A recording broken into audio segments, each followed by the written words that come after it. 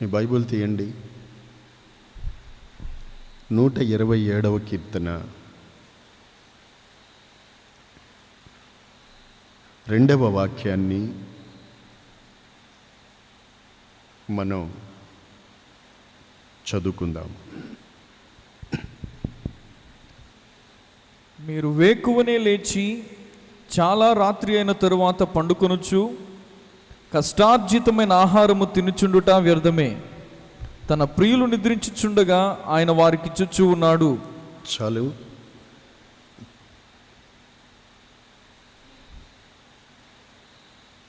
చదువుబడిన దేవుని వాక్యములో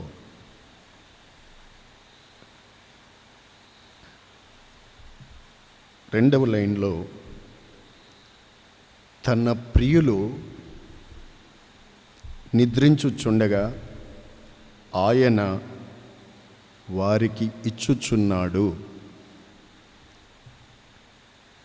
ఆయన వారికి అనగా తన ప్రియులకు, ఆయన ప్రేమించు వారికి ఆయన ఇచ్చుచున్నాడు. ఏమిచ్చుచున్నాడు? ఆయన ఏమిచ్చుచున్నాడు? ఆయన తన ప్రియులకు ఇచ్చుచున్నాడు అని ఉంది.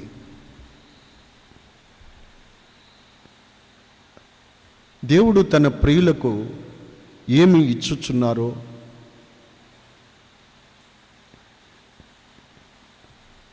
మీకు ఈ రాత్రిపూట ఈ వాక్య భాగంలో నుండి కొన్ని సంగతులు దేవుని వాక్యంలో నుండి మీ అందరితో పంచుకుంటాను. పైన అక్కడే ఉంది, కిందన గర్భఫలము ఆయన ఇచ్చి బహుమానం. రైట్? మన దేవుడు ఇవ్వకుండా మనకేది లేదు. దేవుడు మనకి ఇవ్వకుండా మనకి ఏది రాదు. ఆయన ఇచ్చుచున్నాడు.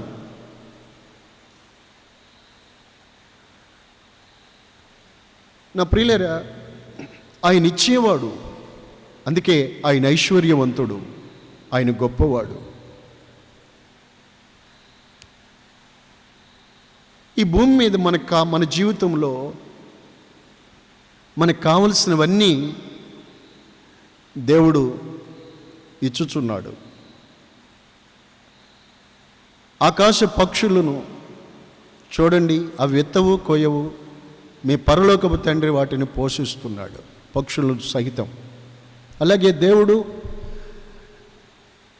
ఆయన ప్రియులైన వారికి ఆయన ఇచ్చుచున్నాడు. ఆయన ఇచ్చేవి ఏమిటో, ఎలాంటివో దేవుని వాక్యంలో నుండి కొంత మనం అందరు తెలుసుకుందాం. దేవుని వాక్యాన్ని మనం చదువుకుందాము. ఇప్పుడు మత్తయి సువార్త 7వ అధ్యాయంలో 10-11 వాక్యాలు చదువుకున్నట్లయితే, మీలో తండ్రి అయినవాడు, మీలో తండ్రి అయినవాడు తన కుమారుడు చాపను అడిగితే అతనికి పామునిస్తారా? రొట్టెని అడిగితే రాతినిస్తారా? గుడ్డిని అడిగితే తేలు ఇస్తారా? ఏమండి? ఎవరు కదా? మీరు చెడ్డవారయ్యుండి కూడా మీరు మీ పిల్లలకు మంచి ఈవులనే, ఏమండి, మంచి ఈవులనే మీ పిల్లలకు మీరు ఇస్తారు. మీ పిల్లలకు. హల్లెలూయా. మరి మీ పరలోకపు తండ్రి తన అడుగు వారికి అంతకంటే ఎంతో నిశ్చయముగా మంచి ఈవులను ఇచ్చును. స్తోత్రం చెల్లించండి. మీలో తండ్రి అయినవాడు తన బిడ్డలు ఏది అడుగుతున్నారో దానిని ఇస్తారు. ఒకసారి అక్సా తనకి వివాహమైంది. తరువాత ఆమె తన తండ్రి దగ్గరకు వచ్చి, తండ్రి నాకు దీవెన దయచేయమని అడిగింది. నాకు దక్షిణ భూమిని ఇచ్చావు, మెరికమడుగులు ఇచ్చావు, నాకు పల్లపు భూములు కూడా దయచేయమని అడిగింది. అప్పుడు కాలేబు తన కుమార్తె అయిన అక్సాకి ఆ మెరకమడుగులతో పాటు పల్లపు మడుగులు కూడా దయచేశారు. మీలో తండ్రి అయిన వాడు తన పిల్లలకు మంచి ఈవులనే ఇస్తారు కదా. ఎందుకు ఇచ్చాడు? అతడు ఆమెకు తండ్రి గనుక. ఆమేన్, హల్లెలూయా. దేవుడు తన ప్రియులకు ఇచ్చేవి ఏమిటి? మీరు చెడ్డవారయ్యండి మీ పిల్లలకు మంచి ఈవులను ఇయ్యని ఎరిగి ఉన్నారు కదా. మీ పరలోకపు తండ్రి తన అడుగు వారికి అంతకంటే శ్రేష్టమైన మంచి ఈవులను ఇచ్చును. దేవుడు తన ప్రియులకు ఏమిచ్చును చెప్పండి? ఇప్పుడు మంచి ఈవులను ఆయన ఇస్తాడు. నమ్మిన వారు మీ రెండు చేతులు పైకెత్తి ఆకాశము తట్టు చాచి ఆ పరలోకపు తండ్రికి స్తోత్రం చెల్లించుదేమో. హల్లెలూయా, హల్లెలూయా. ఆయన మంచి ఈవులను ఇచ్చును, మంచి ఈవులను ఇచ్చును. ఆయన మంచి ఈవులను ఇస్తాడు. మంచి బహుమానాలు తన ప్రియులకు ఆయన ఇస్తాడు. తన బిడ్డలకు ఆయన మంచి ఈవులను దయచేస్తాడు. యెహోషువ గ్రంథము 23:14 ఆనాడు ఇశ్రాయేలు ప్రజలతో యెహోషువ అంటారు చూడండి, నేను ఇదిగో నేడు సర్వలోకుల మార్గమున వెళ్ళుచున్నాను, మాదిరిగానే నేను వెళ్ళిపోతున్నాను. మీ దేవుడైన మీ విషయమై మీ దేవుడైన యెహోవా మీ దేవుడైన యెహోవా మీ విషయమై సెలవిచ్చిన మంచి మాటలన్నిటిని అన్నిటిలో ఒకటైనను తప్పి మీ దేవుడైన యెహోవా సెలవిచ్చిన మంచి మాటలన్నీ అన్నిటిలో ఒక్కటి కూడా తప్పిపోలేదు. తప్పి ఉండలేదని మీరు అనుభవపూర్వకంగా ఎరుగుదురు. అవి అన్నీయు మీకు కలిగెను, అవన్నీ మీకు కలిగాయి. వాటిలో ఒక్కటి అయినను తప్పి ఉండలేదు, వాటిలో ఒక్కటి కూడా తప్పిపోలేదు. స్తోత్రం. ఆయన మంచి ఈవులను ఇచ్చే దేవుడు మనకు, తన ప్రియులకు. కనుక నా దేవుని బిడ్డలారా, ఈ సమయమందు దేవుని వాక్యం వినుచున్న మీ జీవితాల్లో కూడా ఆయన మీకు మంచి ఈవులను ఇచ్చు తండ్రి అయి ఉన్నాడని మీరు గుర్తించండి. ఈ మంచి ఈవులు ఏమిటో కొంచెం చూద్దాము. లూకా 11:13 బైబిల్లో మనం చదువుకున్నట్లయితే, పరిశుద్ధాత్మను ఇచ్చును, ఎంతో నిశ్చయముగా తన అడుగు వారికి పరిశుద్ధాత్మను ఇచ్చును. హల్లెలూయా. లేక అనుగ్రహించును. హల్లెలూయా కదూ. ఆయన పరిశుద్ధాత్మను మనకు అనుగ్రహించును. హల్లెలూయా. మారు మనసు పొందండి, పాపక్షమాపణ బాప్తిసం పొందండి. ఆ తరువాత మీరు పరిశుద్ధాత్మను వరమును మీరు పొందుదురని అపోస్తులుడైన పేతురు వారికి నాడు బోధించున్నాడు. హల్లెలూయా.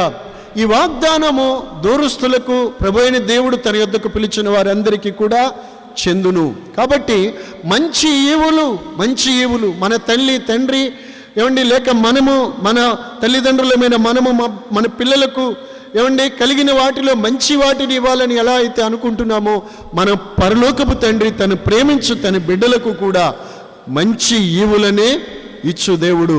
హల్లెలూయా, హల్లెలూయా. మీకు క్లుప్తంగా రాత్రి మరికొన్ని సంగతులు మీకు తెలియచేస్తాను. దేవుని వాక్యంలో నుండి చదువుకుందాం.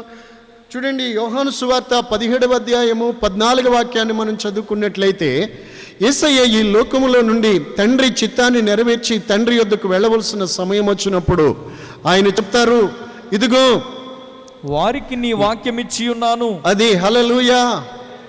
వారికి నీ వాక్యము ఇచ్చి ఉన్నాను. ఆమేన్. ఇప్పుడు చెప్పండి, తలపైకి లేపండి, ఏమిచ్చారు ఆయన? తండ్రితో చెప్తున్నారు, ప్రభువా, ఈ లోకంలో నుండి నేను నీ యొద్దకు వస్తున్నాను. అయితే ఇదిగో నీ నామమందు విశ్వాసం ఉంచిన వీరిని నీ నామమందు కాపాడు, భద్రపరచు. ఇంతవరకు భద్రపరిచాను. ఇదిగో నేను నీ యొద్దకు వస్తున్నాను. ఇప్పుడు వారికి నీ వాక్యము, నేను వారికి నీ వాక్యం ఇచ్చి ఉన్నాను. హల్లెలూయా. ఏమండి, తల్ల పైకెత్తి మీరు చెప్పండి, చేతుల పైకెత్తి దేవుని స్తుతించండి. దేవుడు మనకి ఏమిచ్చుదురు, ఏమిచ్చారు?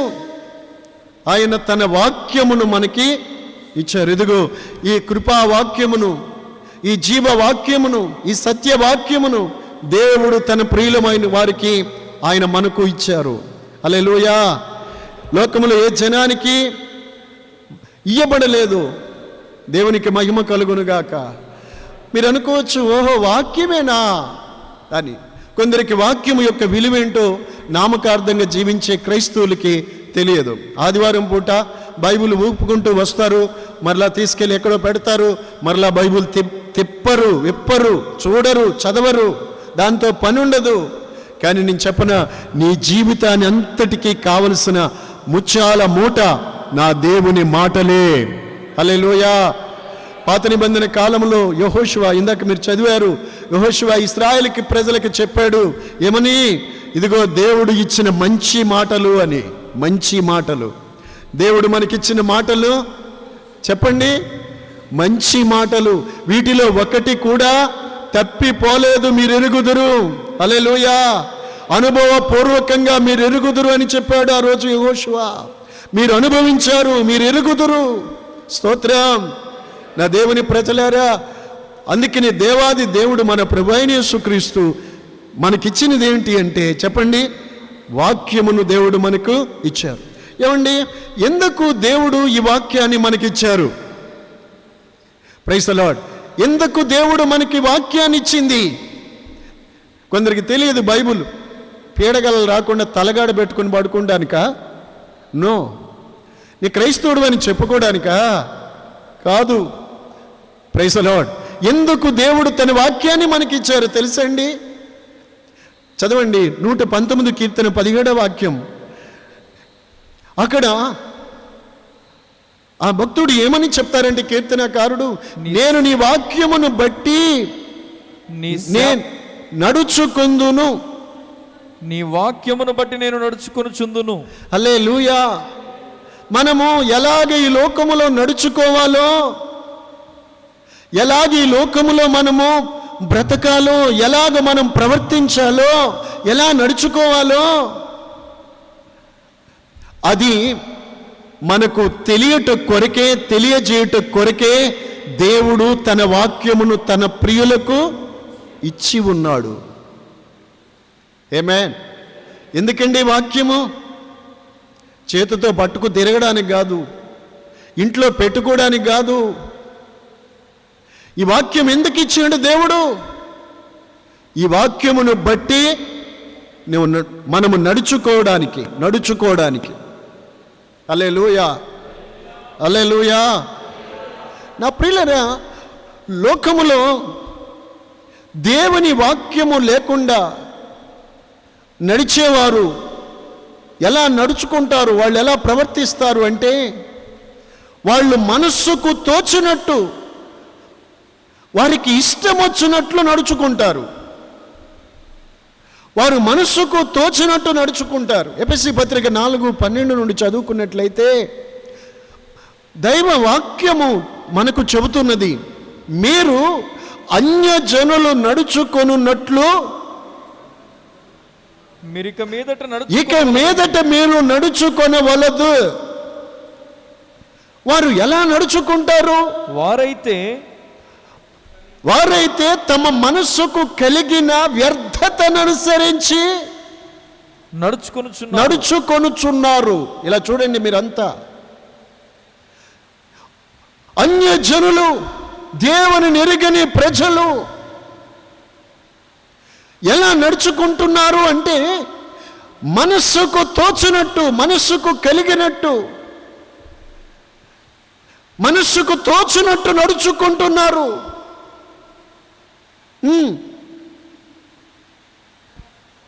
అంధకారమైన మనస్సు కలవారై, వారు అంధకారమైన మనస్సు గలవారై, తమ హృదయ కాఠిన్యము వలన తమలో ఉన్న అజ్ఞానము చేత దేవుని వలన కలుగు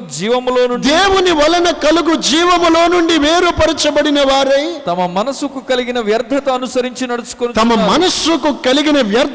అనుసరించి నడుచుకొనుచున్నారు.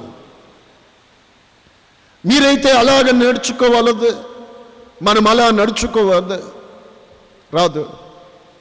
అందుకే మనము దేవుడు మన ప్రభు అయిన యేసుక్రీస్తు ఈ పరిశుద్ధ లేఖనాలను, వాక్యమును, తన మాటను మనము అనుసరించి నడుచుకున్నట్లుగా మనకిచ్చి ఉన్నారు. ఈ మంచి మాటలన్నిటినీ దేవుడు మనకిచ్చి ఉన్నాడు. హల్లెలూయా, హల్లెలూయా. పేతురు పత్రికలో 4వ అధ్యాయం 3వ వాక్యాన్ని చదువుకున్నట్లయితే, మనము పోకిరీ చేష్టలు, దురాశలు, మద్యపానము, ఏమండి, అల్లరితో కూడిన ఆటపాటలు, త్రాగుబోతుల విందులు, చేయరాని విగ్రహ పూజలు మొదలగు వాటి యందు నడుచుకొనుటకు గతించిన కాలమే, ఆ అన్యజనుల ఇష్టము నెరవేర్చుచుండడానికి గతించిన కాలమే చాలు. తనల పైకి లేపండి. ఈ వాక్యము మీరు వింటున్నప్పుడే మీ హృదయాలలో వెలుగు కలగాలి, మీ జీవితాల్లో మార్పు రావాలి. మార్పు రాకుండా నువ్వు బైబిల్ మోసుకుంటూ తిరుగుతూ ఉంటే ఏమీ ప్రయోజనం ఉండదు. హల్లెలూయా. పోకిరీ చేష్టలు, దురాశలు, మద్యపానం, అల్లరితో కూడిన ఆటపాటలు, చేయదగని విగ్రహ పూజలు, మత్తు, కామ విలాసాలు, ఇది అన్యజనుల ఇష్టం. అక్కడ చూడండి ఆ మాట, ఇది అన్యజనుల ఇష్టం. ప్రైజ్ ది లార్డ్, హల్లెలూయా. కానీ వాటి అంత్యం నిత్య నాశనం. అందుకని దేవుని బిడ్డలారా, మనము మన మనస్సుకు కలిగిన వ్యర్థతను అనుసరించి, మనస్సుకు తోచినట్టుగా, అన్యజనులు చేస్తున్నట్టుగా ప్రవర్తిస్తున్నట్టుగా, అన్యజనులకు ఇష్టమైనట్టుగా ప్రవర్తిస్తున్న రీతిగా మనం నడుచుకూడదు, రాదు. అందుకే దేవుడు మనకు ఈ వాక్యమును ఇచ్చి ఉన్నాడు. హల్లెలూయా. నేను చెప్తాను, ఈరోజున అనేకులు మనిషిగా పుట్టినా మనిషిగా బ్రతకలేకపోతున్నారు. పశువులకి మనుషులకి తేడా కనిపించడం లేదు, నీచంగా ప్రవర్తిస్తున్నారు. కారణం ఏంటి?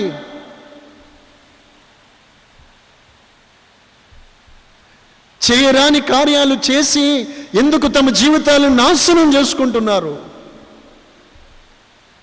వారికి తెలియట్లేదా? వారి కన్నులు లేవా? వారికి జ్ఞానం లేదా? నా ప్రియులారా, అంధకార సంబంధమైన మనసు. ప్రైజ్ ది లార్డ్, హల్లెలూయా.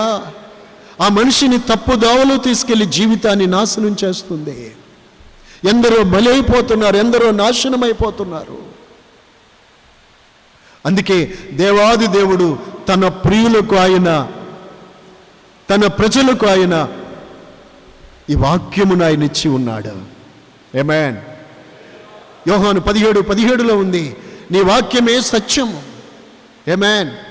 నా ప్రియులారా, దేవుని వాక్యం 119వ కీర్తనలో మనం చూస్తాం, వాక్యమే మన పాదాలకు దీపం, వాక్యమే మన త్రోవకు వెలుగు, వాక్యమే మనిషికి, వాక్యం వెళ్ళడగానే తెలివి కలుగుతుంది, జ్ఞానము కలుగుతుంది. ప్రైజ్ ది లార్డ్, హల్లెలూయా. వాక్యము లేని మనిషి మనిషిగా బ్రతకలేడు. అతడు మనిషిగా పుట్టినా మనిషిగా బ్రతకలేకపోవడానికి అతనిలో వాక్యము లేకపోవడమే. స్తోత్రం, హల్లెలూయా. నా ప్రియులారా, వాక్యముని జీవితాన్ని శుద్ధి చేస్తుంది, నడవడిని శుద్ధి చేస్తుంది. యవనుల జీవితాలను పరిశుద్ధపరుస్తుంది.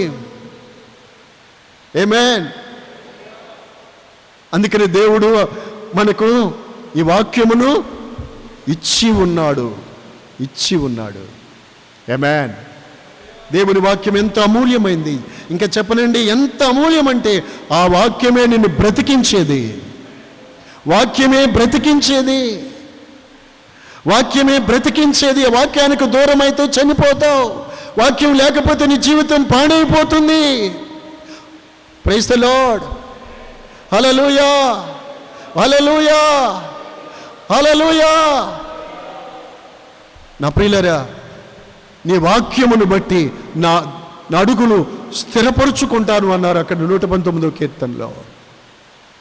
వాక్యమును దేవుడు ఎందుకు ఇచ్చారు చెప్పండి? ఎందుకు? దానిని బట్టి మనం నడుచుకోవాలి. ఆమేన్.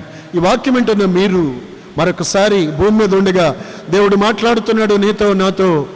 దేవుడు ఇచ్చిన వాక్యమును నీవు అనుసరించి నడుచుకుంటున్నావా?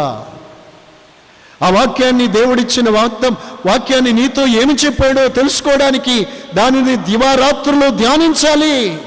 ధ్యానిస్తున్నావా? ఎంతమంది మీలో బైబిల్ చదువుతున్నారు?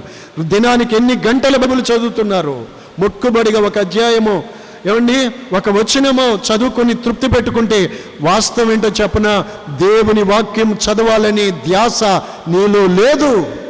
అంతకంటే ఎక్కువ ఏదో నిన్ను పట్టి పీడిస్తుంది.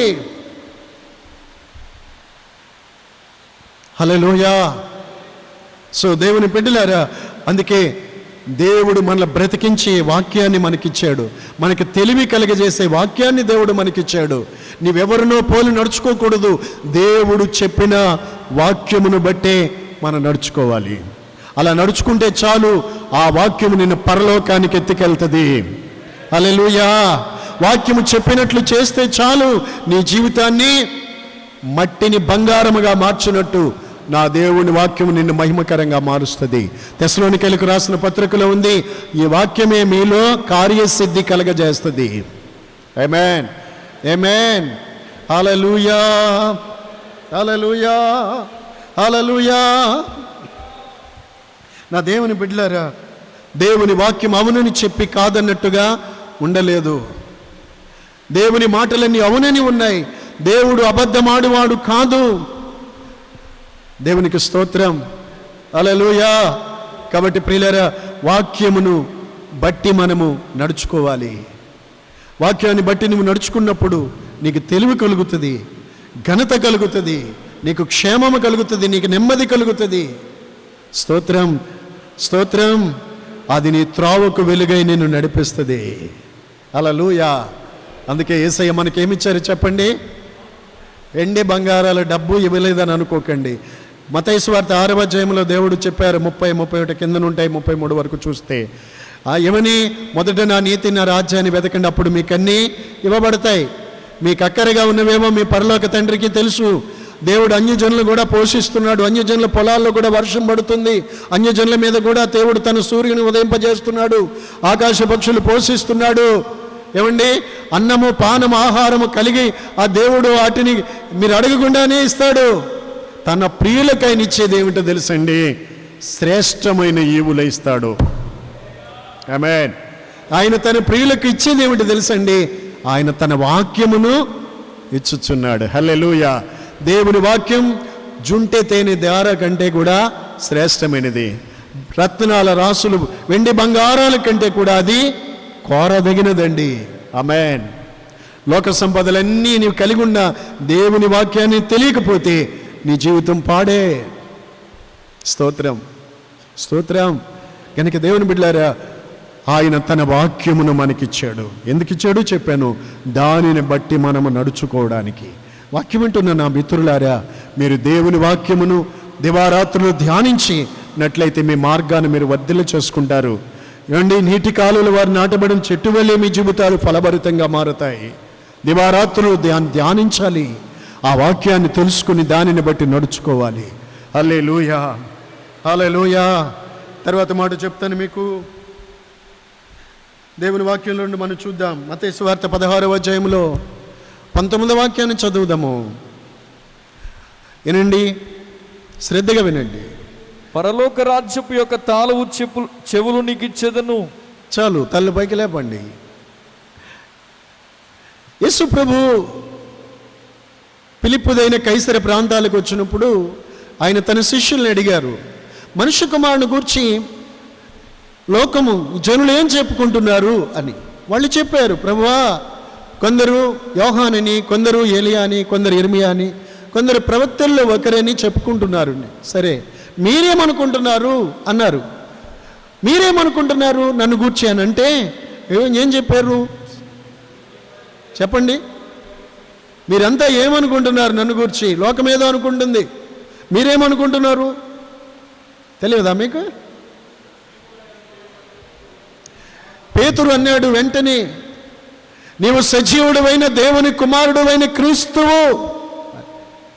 ఆ మాట అనగానే ప్రభు అతనితో ఏం చెప్పారు? అక్కడ చూడండి, మీరు నా ఎంక చూస్తారు ఎందుకు, బైబిల్ చూడండి. ఏమన్నారు అక్కడ? సీమోను బర్యోనా, నీవు ధన్యుడవు, పరలోకమందున నా తండ్రి ఈ సంగతి నీకు బయలుపరిచినే కానీ మనుషులు నీకు బయలుపరచలేదు అన్నారు. స్తోత్రం.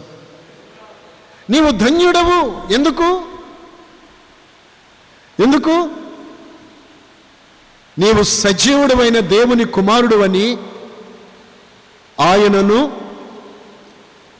తెలుసుకున్నందుకు, ఆయనను విశ్వసించినందుకు. ఆమేన్. లోకములో ఎందరో ఆయన ప్రవక్తలలో ఒకరనుకున్నారు, చుట్టూ ఉన్న వారిలో ఎందరో ఏవో అనుకున్నారు. కానీ పేతురు, నీవు సజీవుడైన దేవుని కుమారుడైన క్రీస్తువు, అందుకు నీవు ధన్యుడవని ప్రభు అతనితో చెప్పారు. ఆమేన్. నిజమే. ఎవరైతే ఇలాగా ఆయనను దేవుని కుమారుడని, సజీవుడైన దేవుని కుమారుడైన క్రీస్తు అని, అభిషిక్తుడని, రక్షకుడని విశ్వసించారో వారందరూ కూడా ధన్యులే. ఆమేన్. నీవు ధన్యుడవు అన్నారు. అని అతనితో ఏమన్నారంటే, ఇంకేమన్నారు? ఇదిగో పరలోకపు తాళపు చెవి, పరలోక రాజ్యం యొక్క తాళపు చెవి నీకు ఇచ్చుచున్నాను అన్నారు. ఎవరికి? నీవు సజీవుడైన దేవుని కుమారుడు అని విశ్వసించిన వారికి. తేటగా చెప్పారు చూడండి. పరలోక నీవు ధన్యుడవు. ఎందుకు ధన్యుడో మనం చూసాం. ఈ లోకంలో డబ్బులుంటే ధన్యులు, మీరు ఆస్తులుంటే సంపాదిస్తే మీరు ధన్యులు అంటారు. మీకేదో పదవులు, 10 మంది పలుకుబడి ఇవన్నీ ఉంటే ధన్యులు అని చెప్పుకుంటారు. 10 మంది పిల్లలుంటే గొప్పవారు అనుకుంటారు, ఆస్తులుంటే గొప్పవారు అనుకుంటారు. కానీ నిజానికి దేవుడే మీరు ధన్యులు అన్నది ఎవరిని? ఆయనను అంగీకరించిన వారిని. నీవు ధన్యుడు. స్తోత్రం. యేసు క్రీస్తును అంగీకరించుట ద్వారా మనము ధన్యులం. ఆయన అంగీకరించిన వాళ్ళు ధన్యులు. వారికి ఆయన ఇచ్చేదేమిటి? పరలోక రాజ్యం యొక్క తాళపు చెవి నీకు ఇస్తున్నా. ఏం చేసుకుంటారు? ఏమండి, ఏ తాళపు చెవి అది? తాళపు చెవి అంటే అర్థం ఏంటి? తాళపు చెవి అంటే అర్థం ఏంటి? అధికారానికి సూచన. హల్లెలూయా. హక్కుకు సూచన. హల్లెలూయా. తాళపు చెవి ఎవరి దగ్గర ఉంటుంది? యజమానుడి దగ్గర, దాని హక్కుదారుడి దగ్గర ఉంటుంది. అధికారానికి సూచన. స్తోత్రం, స్తోత్రం. హక్కు, అధికారానికి సూచన. ప్రియులారా, ఆయన తన ప్రియులకు ఆయన ఇచ్చుచున్నాడు. ఆమేన్, ఆమేన్. యోహాను సువార్త 1వ అధ్యాయంలో 14వ వాక్యం అనుకుంటా, తన్ను ఎందరు అంగీకరించారో వారందరికీ దేవుని కుమారులయ్యే అధికారం ఆయన అనుగ్రహించాడు. హల్లెలూయా.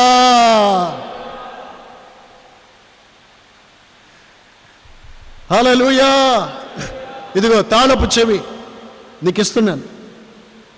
ఇక తాళపు చెవి నీ దగ్గర ఉంటే అందులోకి ప్రవేశం నీకు నిరాటంకంగా కలుగుతుంది. స్తోత్రం. ఈ లోకంలో ఉండే దొంగలు తాళపు చెవి లేకపోయినా బ్యాంకులైనా లాకర్లైనా దొంగిలించగలుగుతారు. కానీ పరలోక రాజ్యాన్ని తాళపు చెవి లేనివాడు ఎవడు గుమ్మము గుండా లోపలికి వెళ్ళలేడు. ఆ అధికారాన్ని యేసు క్రీస్తు తనను అంగీకరించిన తన ప్రియులకు ఆయన ఇచ్చుచున్నాడు. ఆమేన్. ఏమిచ్చాడు ఆయన?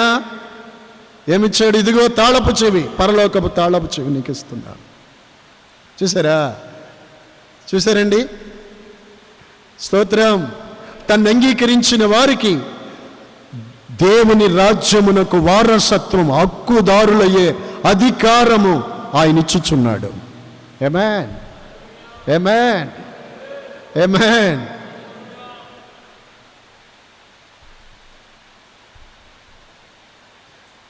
Praise the lord. నా ప్రియులారా, ఆయన ద్వారా, ఆయన అంగీకరించుట ద్వారా కలిగే ధన్యత ఇది. తెలుసుకోనండి. లేనట్లయితే నీవు భూమి మీద చలామణి అవ్వచ్చు, ఏమైనా చేయొచ్చు, కానీ అక్కడ దాకా వెళ్ళిన దాకా ఉండి లోకాన్ని విడిచిపోతే ఇక అది ఉండదు. అందుకనే యేసు క్రీస్తును సజీవుడైన దేవుని కుమారుడని అంగీకరించాలి. ఆమేన్. హల్లెలూయా. Praise the lord. ఇంకా నేను మీకు కొన్ని మాటలు చెప్తాను క్లుప్తంగా ఈ రాత్రి సందేశములో. మత్తయి సువార్త 25వ అధ్యాయంలో 14-15 వాక్యాలు చదువుకున్నట్లయితే, పరలోక రాజ్యము ఒక మనుషుడు దేశాంతరము పోయి తన దాసులను పిలిచి వారికి తన ఆస్తిని అప్పగించినట్లు ఉన్నది. ఆయన ఒకనికి 5 తలాంతులు, ఒకనికి 2 తలాంతులు, ఒకనికి 1 తలాంతు ఇవని సామర్థ్యము చొప్పున వానికి ఇచ్చి ఆయన దేశాంతరము వెళ్ళెను. స్తోత్రం. తలాంతులు, టాలెంట్స్ నేను ముందునే చెప్పాను, తన ప్రియులకు ఆయన ఇచ్చుచున్నాడు. ఆయన ఇవ్వకుండా మనకేది రాదు, ఆయన ఇవ్వకుండా మనకేది లేదు. Praise the lord. అది ఏదైనా కానివ్వండి, నీకున్నది ఏదైనా కానివ్వండి, మనకున్నది ఏదైనా కానివ్వండి, ఆయన ఇచ్చినవే. దేవుని బిడ్డలారా, ఆయన తన ప్రియులకు, ఆయన తన దాసులకు, తన సేవకులకు తన ఆస్తిని అప్పగించి నట్లు ఉన్నది పరలోక రాజ్యం. ఒకనికి 5, ఒకనికి 2, ఒకనికి 1 ఎవని సామర్థ్యము చొప్పున వారికి ఇచ్చారు అని ఉంది. తలపైకి లేపండి.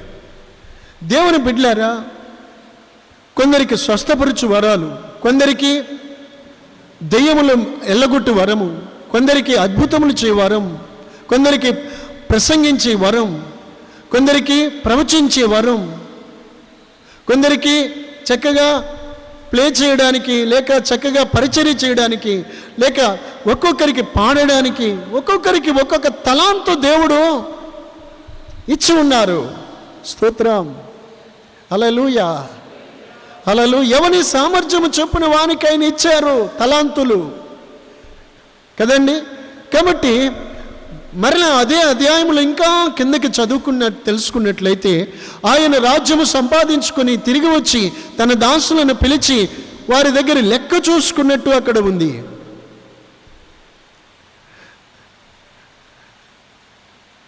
అప్పుడు ఒక్కొక్కడు వస్తారు. అయ్యా, యజమానుడు వచ్చారు, ఈ దాసులు వచ్చి ఒక్కొక్కడు 5 తలాంతులు మీరు మాకు ఇచ్చారు కదా, ఇదిగో వాటితో మేము వ్యాపారం చేశాం, ఇంకా 5 సంపాదించాను, ఇవిగో అని యజమాను ఎదుట నిలబడ్డప్పుడు యజమానుడు సంతోషిస్తాడు. హల్లెలూయా. యజమానుడు సంతోషపోతాడు, సంతోషమైపోతాడు. అలాగే రెండు సంపాదించిన వాడు 2తో 2 సంపాదించాడు. ఆ 2 ఉపయోగించి 2 తలాంతులు సంపాదించాడు. యజమానుడు వచ్చినప్పుడు లెక్క చెప్పి అది లెక్క చూసుకొని యజమానుడు సంతోషమైపోతాడు. 1 తీసుకున్నవాడు దాన్ని దాచిపెట్టి రుమాలను కట్టి నేలలో పాతిపెట్టాడు.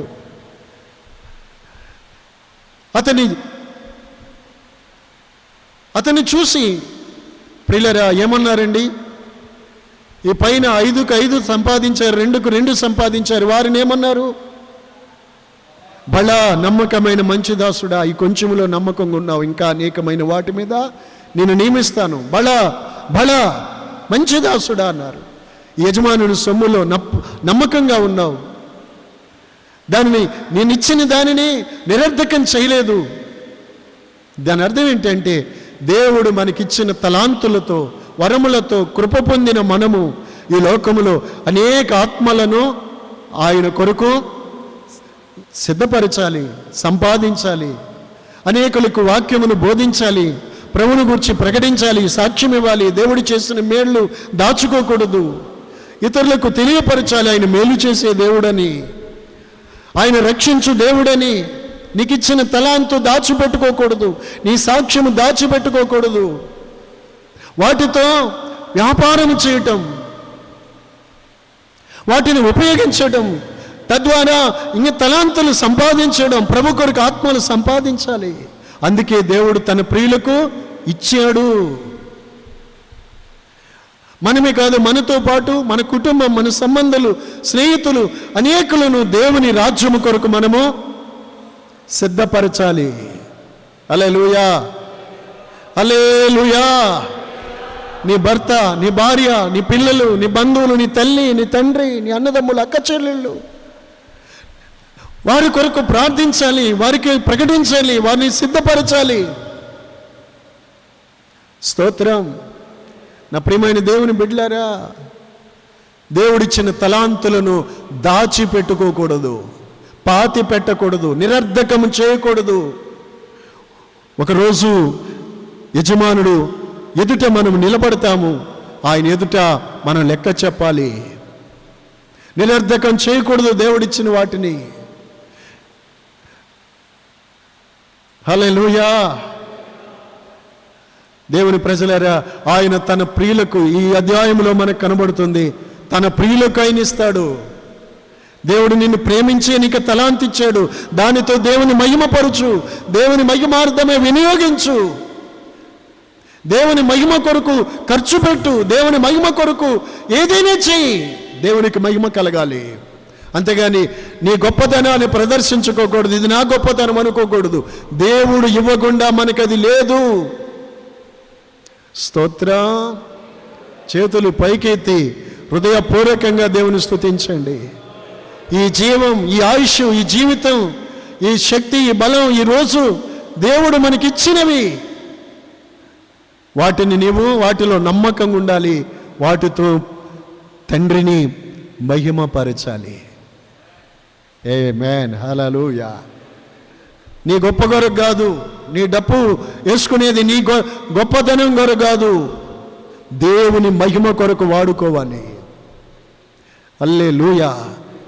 హృదయపూర్వకంగా స్వీకరించండి. సత్యవాక్యాన్ని మీకు బోధించుచున్నాము, కల్పన వాక్యములు మేము మీకు చెప్పుట లేదు, గడ్డితో చెత్తతో కొయ్యకాలతో మిమ్మల్ని కట్టుట లేదు. అలా కడితే కాలిపోతాయి.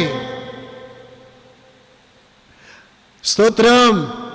వెండి బంగారము చేత కట్టబడినవి అగ్ని చేత పరీక్షింపబడిన కాలిపోవు. విశ్వాసులారా, లోకములో మనం ఎప్పు కొరకు ఏది మనము చేయకూడదు.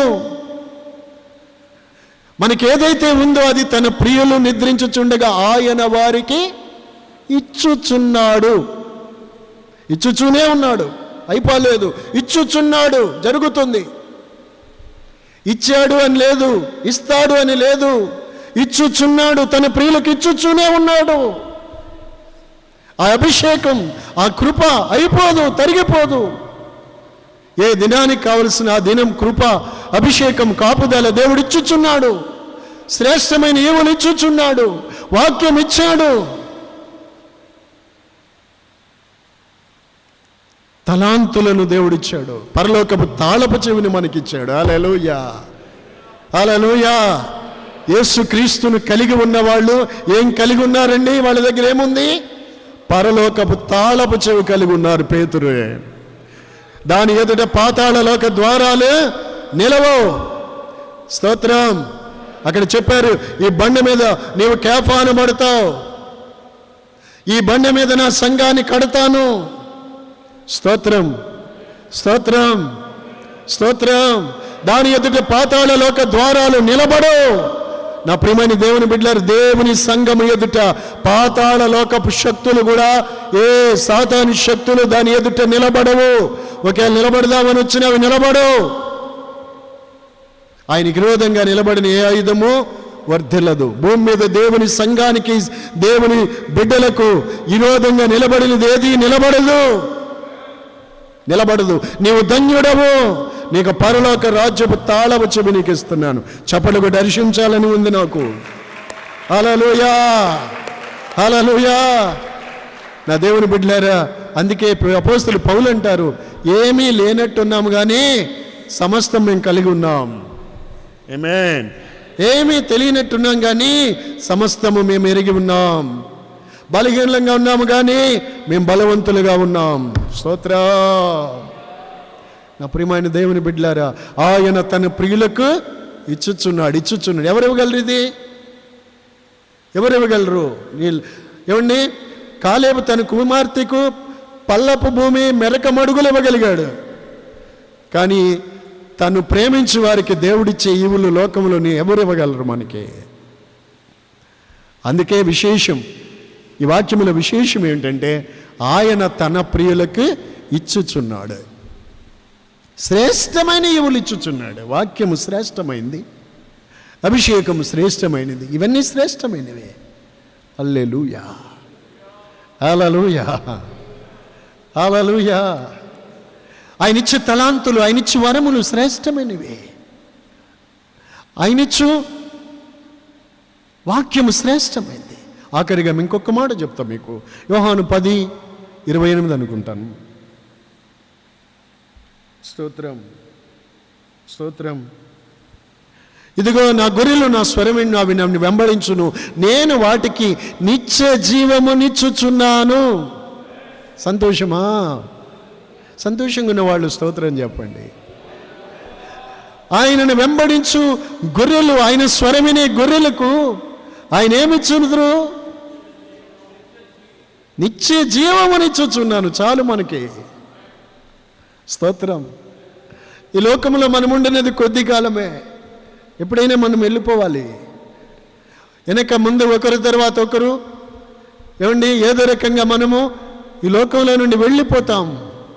స్తోత్రం. కొంతకాలము మాత్రకే మనం ఉంటాం. స్తోత్రం. హల్లెలూయా. అవునా కాదండి? కొంతమందికి ఆ సంగతి కూడా తెలియట్లేదు. ఇదే నికరం, నిత్యం, ఇక్కడే పునాది స్థిరమని అనుకుంటా ఉన్నారు. హల్లెలూయా. ఓ సహోదరుడా, సహోదరి, మనము ఈ భూమి మీద పరదేశులము, యాత్రికులము. స్తోత్రం. అందుకే అబ్రహాము ఈ లోకంలో దేవుడు కావలసినవన్నీ అతనికి ఇచ్చిన, తాము భూమి మీద పరదేశులము, యాత్రికులం అనుకుని గుడారాల్లో నివసిస్తూ పునాదులు గల పట్టణము కొరకు వారు ఎదురు చూశారు. దేవుడు దేవునికి శిల్పియు నిర్మాణకుడై ఉన్నాడు. ఆ పునాదులు గల పట్టణం కొరకు అబ్రహాం ఎదురు చూశారు. స్తోత్రం.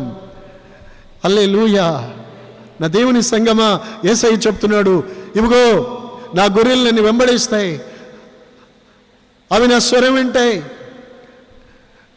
నేను వాటికి నేను నిత్య జీవమునిచ్చుచున్నాను. నిత్య జీవం అనగా అక్షయమైన స్థితి. నిత్య జీవం ఇచ్చుచున్నాను. దేవునికి మహిమ కలుగును గాక. హల్లెలూయా. నిత్య జీవమునిచ్చుచున్నాను. ఆయన మనకిచ్చినది ఏమిటి అనంటే, ఏమండి, ఈ లోకంలో మనకి తలాంతులే కాదు, శ్రేష్టమైన ఈవులే కాదు, ఈ లోకంలో మనం నడుచుకునేదానికి వాక్యం ఇచ్చారు.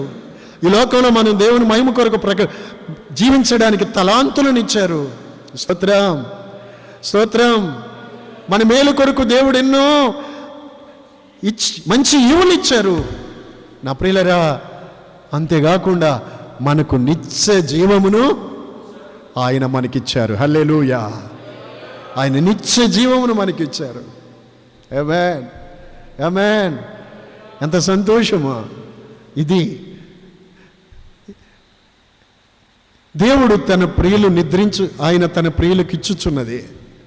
ఆయన ఇచ్చు వాటిలో కొన్నింటిని ఈ రాత్రి నేను మీకు తెలియపరిచి ఉన్నాను. నా దేవుని బిడ్డలారా, ఎంత అద్భుతం, ఎంత శ్రేష్టమండి. వాటిని ఈ లోకములో ఎవ్వరూ ఇవ్వజాలరు, ఎవరు ఇవ్వలేరు. ఆయన నిత్య జీవమునిచ్చు దేవుడు ఆయన. యోహాను సువార్త 4:4 సమరయ స్త్రీతో చెప్పినప్పుడు, నేనిచ్చు నీళ్లు నీవు త్రాగితే మరలా దప్పిగొనవు, నిత్య జీవముకై నీవు ఊరేడి ఊటగా బుగ్గగా ఉండునని చెప్పారు. స్తోత్రం. పరిశుద్ధాత్మని యొక్క అభిషేకం అది మనలో ఊరేడి ఊట, ఊరేడి బుగ్గ, నిత్య జీవమును కలగచేస్తుంది. ఆమేన్, ఆమేన్, హల్లెలూయా. ఆయన జీవాధిపతి యేసుక్రీస్తు జీవమై ఉన్నాడు కనుక తను వెంబడించిన గొర్రెలకు ఆయన నిత్య జీవమును ఇచ్చుచున్నాడు. హల్లెలూయా, హల్లెలూయా, హల్లెలూయా. ఆయన మరణించి తిరిగి లేచాడు. మరణించిన వారిని లేపారు, మరణించిన మనలను లేపుతాడు అనడానికి ఇది మన కొరకు ఆయన రుజువుగా, మాదిరిగా ఉంచాడు. సో దేవుని బిడ్డలారా, ఈ సమయంలో ఈ మాటలు వినిచున్న మీ అందరూ కూడా ఎంత గ్రహించండి. ఆయన తన ప్రియులకు ఇచ్చుచున్నవేమిటి, ఎలాంటి వాటిని ఆయన ఇచ్చుచున్నాడు. ఆయన ఎంత గొప్పవాడు, ఎలాంటి గొప్పవాడు, ఎంత గొప్పవాడు ఆయన. నిత్య జీవాన్నిచ్చే దేవుడు. స్తోత్రం. ఆయన ఇచ్చేవి లోకంలో ఎవ్వరు ఇవ్వలేరు, ఇవ్వజాలరు. స్తోత్రం. ఎంత గొప్ప దేవుడైనా ఆయన కలిగి ఉన్న మనం ఎంత ధన్యులం. ఆయన వెంబడించి మనం ఎంత ధన్యులం. ఆయన స్వరమైన మనం ఎంత ధన్యులం. కనుక దేవుని బిడ్డలారా, ఆయన ఇచ్చిన శ్రేష్టమైన వాటినన్నిటినీ తీసుకొని మనము ఆయనను స్తుతిస్తూ, ఆయన వెంబడిస్తూ, ఆయన ఆరాధిస్తూ, ఆయన గణపరుస్తూ, ఆయనలో ఆనందిస్తూ, సంతోషిస్తూ మనము ఆయనకు కృతజ్ఞులమై, విధేయులమై ఆ నిత్య జీవములోనికి ప్రవేశించుటకు సమృద్ధైన కృప పొంది మనము సాగిపోవలను. ఆమేన్, ఆమేన్, ఆమేన్. ఈ మాటలన్నిటినీ ప్రభు మీ హృదయములలో స్థిరపరచునుగాక. తల్ల వంచండి, కళ్ళు మూయండి అందరూ.